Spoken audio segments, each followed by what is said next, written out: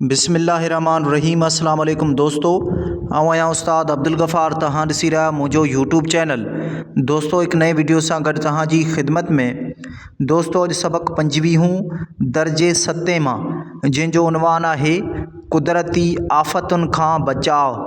पहिरें इन सबक़ जूं लफ़्ज़ मञाऊं, पोइ सवाल जवाब, उन खां बाद में ॿियूं जेके एक्सरसाइज़ूं आहिनि उन्हनि खे हल कंदासीं। तव्हां दोस्तनि खे गुज़ारिश आहे, जेकॾहिं चैनल ते नवां आहियो चैनल खे सब्सक्राइब, वीडियो खे लाइक शेयर ऐं पंहिंजी क़ीमती राय खां ज़रूरु आगाह कंदा। हलूं था सबक़ जे लफ़्ज़ माना ऐं सवाल जवाबनि जे तरफ़। जी दोस्तों, हाणे लफ़्ज़नि जूं मानाऊं लिखंदासीं।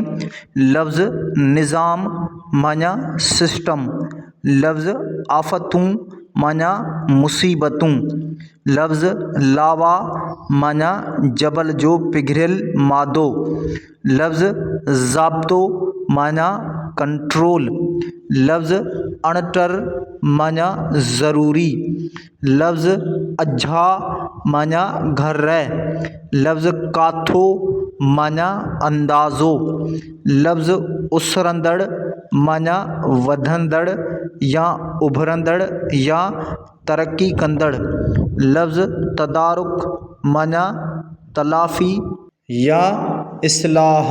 पोइ लफ़्ज़ आहे मुतहरिक माना हरकत में अचणु, लफ़्ज़ सरपरस्ती माना अॻुवाणी, लफ़्ज़ सहकारी माना मददगार, लफ़्ज़ हंगामी माना ओचितो, लफ़्ज़ मुतासिर माना असर क़बूल कंदड़, लफ़्ज़ फ़राहम माना ॾियणु, लफ़्ज़ रसाईंदा माना पहुचाईंदा, लफ़्ज़ नशरियाती माना फहिलाईंदड़, लफ़्ज़ इमरजेंसी माना अचानक।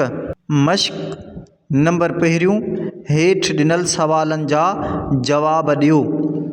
अलिफ़ सवाल नंबर पहिरियों, कुदरती आफ़तूं कहिड़ियूं कहिड़ियूं आहिनि? जवाब, कुदरती आफ़तूं हेठि ॾिजनि थियूं: मींहुं, तूफ़ान, ॿरंदड़ जबलनि जा लावा, पहाड़ी छिपूं, ॿोॾूं, ज़िलज़िला, विचड़ंदड़ बीमारियूं वग़ैरह।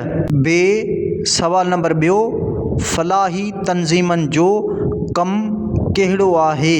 जवाब, फ़लाही तंज़ीमनि जो कमु उन्हनि कुदरती आफ़तनि जे मुतासिरीन जी परघोर लहण ऐं उन्हनि जी जान बचाइण जी कोशिश करण ऐं उन्हनि खे पंहिंजे पेरनि ते बीहारण ऐं खेनि महफ़ूज़ जॻहनि ते आबाद करणु हूंदो आहे। जीम सवाल नंबर टियों, नशरियाती इदारनि जा नाला ऐं कम ॿुधायो। जवाब, नशरियाती इदारनि जा नाला हेठि ॾिजनि था: रेडियो, टीवी, अख़बारूं। इन्हनि इदारनि जो ही कमु हूंदो आहे त मुतासिर माण्हुनि खे इतिलाउ ॾींदा आहिनि ऐं खेनि बचाव जा तरीक़ा ऐं मालूमात पहुचाई वेंदी आहे ऐं हुकूमत तरफ़ां हंगामी सूरतहाल खां वाक़िफ़ कंदा आहिनि। दाल सवाल नंबर चोथों, इमरजेंसी स्क्वाड जो छा मतिलबु आहे? इमरजेंसी स्क्वाड में कहिड़ा इदारा कमु कनि था? जवाब, इमरजेंसी स्क्वाड जो मतिलबु आहे त उहो स्क्वाड जेको फ़ौरी तौर ते इमरजेंसीअ वारी सूरतहाल खे कंट्रोल करे। इमरजेंसी स्क्वाड में हेठियां इदारा कमु कनि था: फ़ौजी दस्ता, police commandos, rangers, civil defence, रज़ाकार, स्काउट्स, गर्ल्स गाइड, तिबी ऐं ॿियूं रेस्क्यू टीमूं शामिल आहिनि। नंबर ॿियो, हेठि ॾिनल लफ़्ज़नि जी माना लिखो ऐं जुमलनि में कमु आणियो। लफ़्ज़ आहिनि उसरंदड़, अणटर, तदारुक, मुतहरिक, सरपरस्ती, सहकारी। जी दोस्तों, हाणे लफ़्ज़नि जूं मानाऊं लिखंदासीं ऐं इन्हनि खे जुमलनि में इस्तेमालु कंदासीं। लफ़्ज़ आहे उसरंदड़, माना वधंदड़ या तरक़ी याफ़्ता।